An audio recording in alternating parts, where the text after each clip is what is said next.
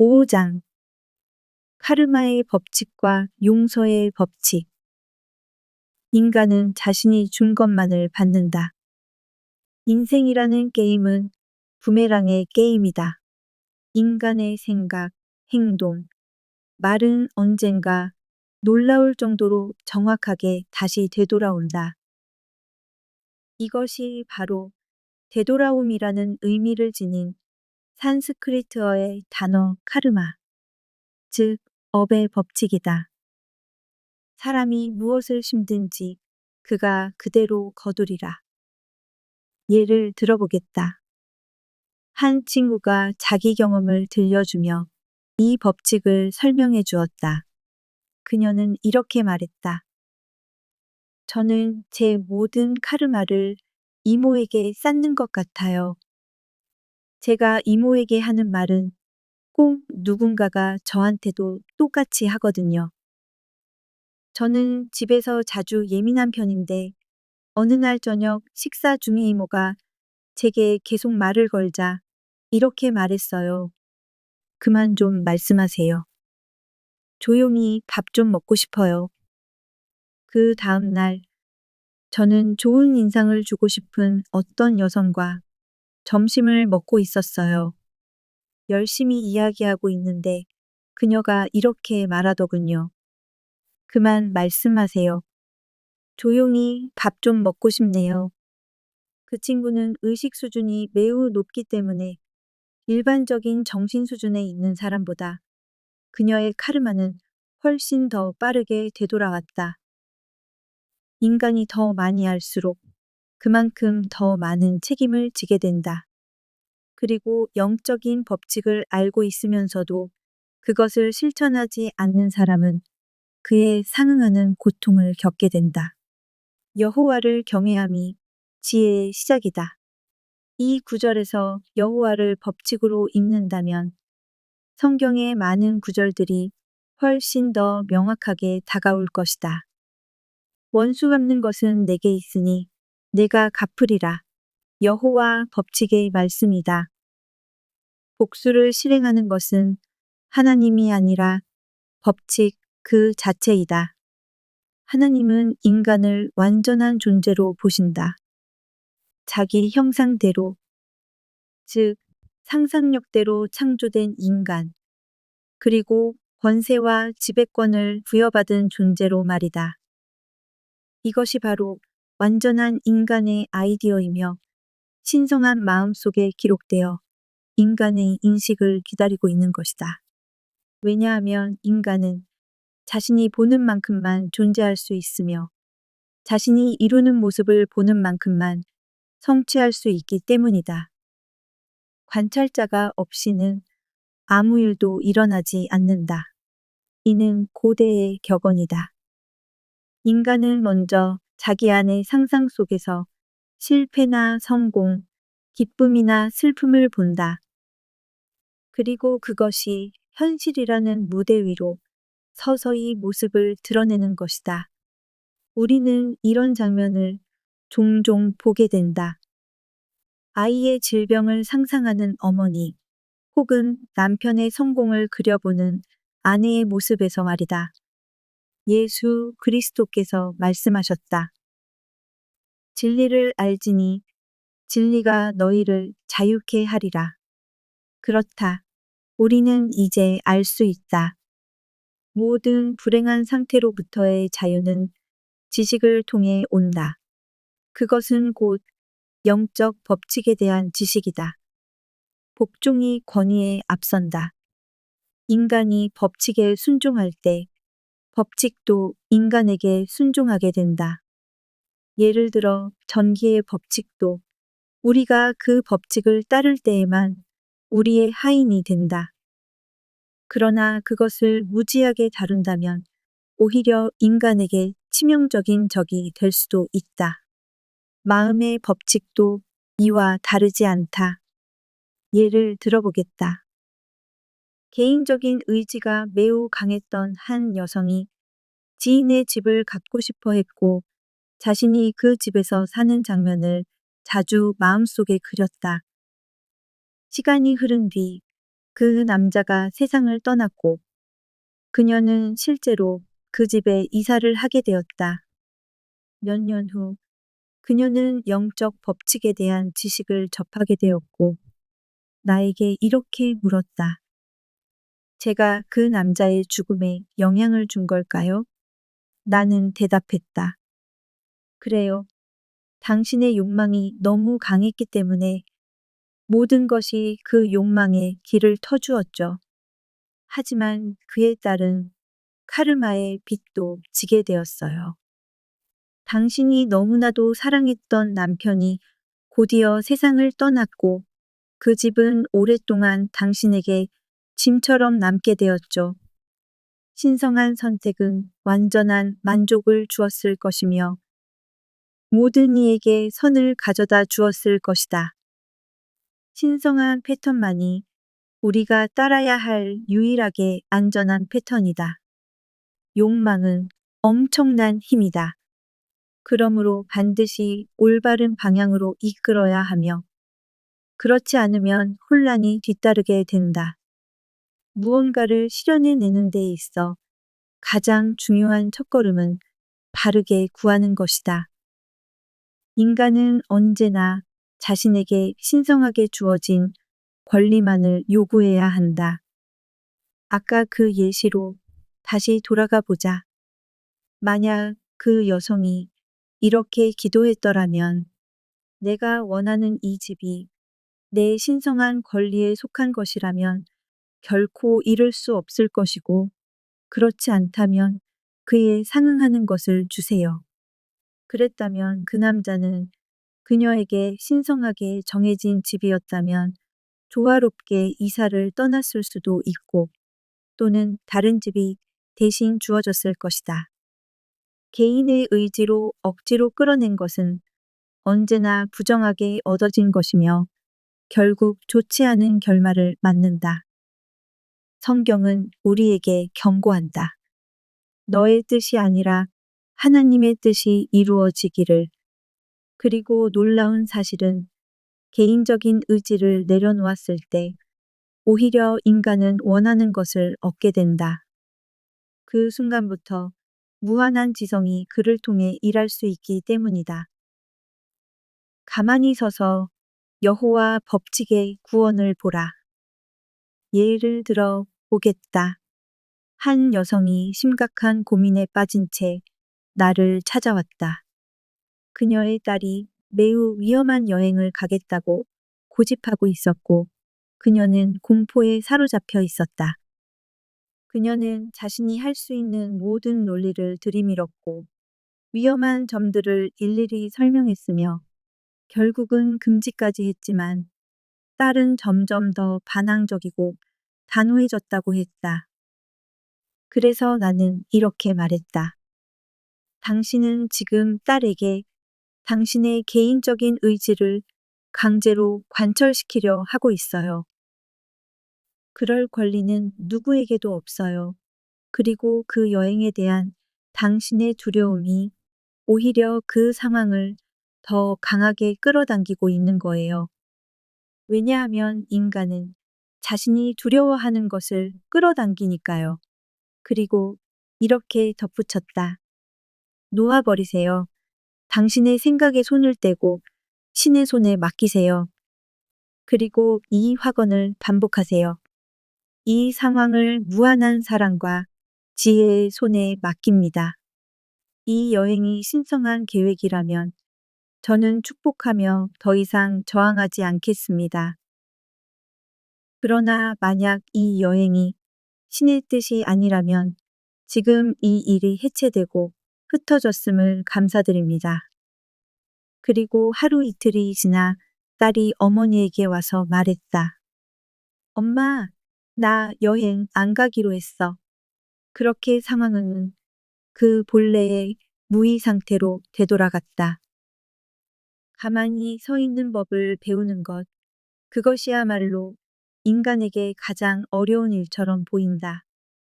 이 법칙에 대해서는 앞의 4장 무저항장에서 더 자세히 다루었다. 또 하나의 씨 뿌림과 수학의 법칙에 관한 사례를 소개하고자 한다. 이번 경우는 매우 기묘한 방식으로 그 법칙이 작동했다. 한 여성이 나를 찾아와 이렇게 말했다. 은행에서 받은 20달러짜리 지폐가 위조 지폐였어요. 그녀는 매우 불안해하며 덧붙였다. 은행 사람들은 절대 자기들 실수를 인정하지 않을 거예요. 나는 이렇게 말했다. 이 상황을 한번 분석해 봅시다. 왜 당신이 이런 일을 끌어당기게 되었는지 알아봅시다. 그녀는 잠시 생각하더니 깜짝 놀라며 말했다. 아, 맞아요. 예전에 친구한테 무대용 가짜 지폐를 잔뜩 보낸 적 있어요. 장난삼아 한 거였는데. 그래서 법칙도 그녀에게 무대용 돈을 보내온 것이었다. 법칙은 농담을 이해하지 못하기 때문이다. 나는 말했다. 이제 용서의 법칙을 호출하고 이 상황을 중화시키도록 합시다. 기독교는 바로 이 용서의 법칙 위에 세워져 있다. 그리스도는 카르마의 법칙으로부터 우리를 구속하셨으며 각자 내면에 있는 그리스도, 의식은 모든 조화롭지 못한 상태로부터 우리를 구원하고 해방하는 힘, 그 자체이다. 예를 들어 한 여성이 번영을 위한 치료를 요청하며 나를 찾아왔다. 그녀는 집안일에는 거의 관심이 없었고 그 집은 무질서 그 자체였다. 그래서 나는 그녀에게 이렇게 말했다. 당신이 부자가 되고 싶다면 먼저 삶의 질서를 세워야 합니다. 큰 부를 가진 사람은 모두 질서 정연한 사람들이고 질서는 하늘의 첫 번째 법칙이에요. 그리고 덧붙였다. 핀쿠션에 탄 성냥 하나가 꽂혀 있는 한 당신은 부자가 될 수 없어요.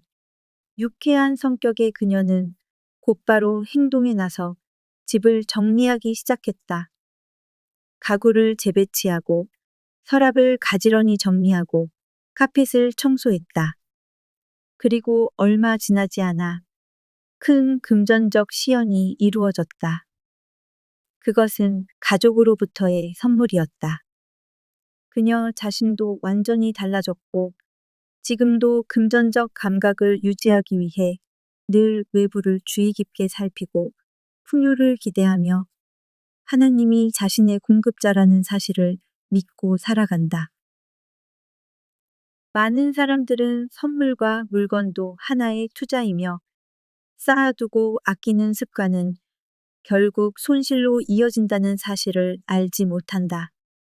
흩어 나누는 자는 더욱 풍성해지고 필요한 것조차 아끼는 사람은 오히려 가난에 이르게 된다. 예를 들어 보겠다. 내가 아는 한 남자가 모피 안감이 든 외투를 사고 싶어 했다. 그와 그의 아내는 여러 가게를 돌아다녔지만 마음에 드는 외투는 없었다. 그는 말하길 다 너무 싸구려처럼 보인다고 했다. 그러던 중 마침내 한 점원이 정가는 $1000지만 계절이 지났기 때문에 매니저가 $500에 팔 의향이 있다고 하는 외투를 보여주었다. 그의 전 재산은 약 $700 정도였다. 이성적인 사고라면 이렇게 말했을 것이다. 전 재산의 대부분을 외투 하나에 쓸 순 없지. 하지만 그는 직관이 강한 사람이었고 이성적으로 계산하는 스타일이 아니었다. 그는 아내를 향해 이렇게 말했다. 이 코트를 사면 나는 큰 돈을 벌게 될 거야. 그 말에 아내는 마지못해 동의했다. 약 한 달 후 그는 $10,000의 커미션을 받았다. 그 외투는 그에게 풍요로운 느낌을 주었고 그 감각은 성공과 번영의 흐름과 연결되게 했다. 그 외투가 아니었다면 그는 그 커미션을 받을 수 없었을 것이다. 그 외투는 엄청난 수익을 안겨준 투자였던 셈이다. 누군가에게 돈을 쓰거나 선물하거나 베풀라는 내면의 인도를 무시하면 그와 같은 금액은 결국 재미없거나 불쾌한 방식으로 나가게 된다. 예를 들어보겠다. 어느 날, 한 여성이 내게 이야기해 주었다. 추수감사절에 그녀는 가족에게 이렇게 말했다고 한다. 우리는 감사절 저녁 식사를 할 여유가 없어. 사실 그녀는 돈이 있었지만 그걸 아끼기로 마음먹은 것이었다. 며칠 뒤 누군가 그녀의 방에 들어와 서랍 속에서 그녀가 감사절 저녁에 썼을 법한 금액과 정확히 같은 돈을 가져갔다. 법칙은 항상 지혜롭게 그리고 두려움 없이 지출하는 사람을 지지한다. 또 다른 예를 들어보자. 내 제자 중 한 명이 어린 조카와 함께 쇼핑을 하고 있었다. 아이가 장난감을 사달라고 졸라댔고 그녀는 이렇게 말했다. 그건 살 여유가 없어. 그 순간 그녀는 갑자기 깨달았다. 자신이 지금 결핍을 말하고 있었고 하나님을 자신의 공급자로 인정하지 않고 있다는 사실을 말이다. 그래서 그녀는 장난감을 샀고 집으로 돌아오는 길에 거리에서 정확히 그 장난감의 값만큼 돈을 주었다. 인간의 공급은 온전히 신뢰할 때 고갈되지 않으며 절대 실패하지 않는다. 그러나 반드시 믿음이 먼저 있어야 그 결과가 따라온다. 너의 믿음대로 될지어다. 믿음은 바라는 것들의 실상이요. 보이지 않는 것들의 증거니 믿음은 비전을 흔들림 없이 붙잡아주고 그에 반하는 부정적인 그림들을 녹이고 사라지게 한다. 그리고 말한다. 때가 이르면 거두게 되리니 낙심하지 말지어다. 예수 그리스도는 인류에게 카르마의 법칙보다 더 높은 법이 존재한다는 기쁜 소식, 복음을 전하셨다. 그리고 그 법은 카르마의 법칙을 초월하는 법이다. 그것이 바로 은혜의 법칙 혹은 용서의 법칙이다. 이 법칙은 인간을 원인과 결과, 즉 인과의 법칙에서 해방시켜준다. 율법 아래 있지 않고 은혜 아래 있다. 이 세상에서는 사람이 씨를 뿌리지 않았어도 거두게 된다고 한다. 하나님의 선물들이 그에게 그냥 쏟아지는 것이다. 하나님의 나라가 주는 모든 것은 그의 것이다. 이러한 계속되는 축복의 상태는 집단의식 혹은 세상적 사고를 초월한 자에게 주어지는 것이다. 세상적인 생각 속에는 고난이 있다. 그러나 예수 그리스도는 말씀하셨다. 기운을 내라. 내가 세상을 이기었노라.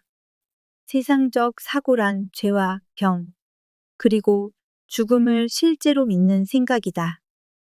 그러나 예수님은 그 모든 것이 전혀 실제하지 않음을 꿰뚫어 보셨고 말씀하셨다.